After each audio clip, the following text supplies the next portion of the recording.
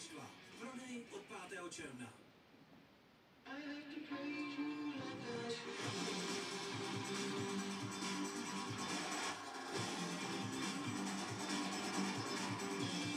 Nová Toyota CHR. Pak si vzpomněl na něco dalšího. V roce 1993 pracoval na Hradě ještě jeden člověk, který by si mohl pamatovat více detailů. Byl to František Dvořák, starší správce, který tehdy vedl noční hlídky.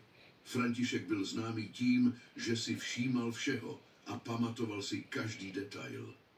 Miroslav se pokusil vzpomenout si, co se stalo s Františkem. Věděl, že odešel z Hradu někdy v polovině 90. let, ale nevěděl proč ani kam. Rozhodl se, že se pokusí ho najít a zeptat se ho na jeho vzpomínky z té doby. Následující ráno se Miroslav vrátil na Hrad s pocitem, že se jeho známé prostředí změnilo. Místo nálezu bylo stále zapečetěno a kolem něj stáli policisté.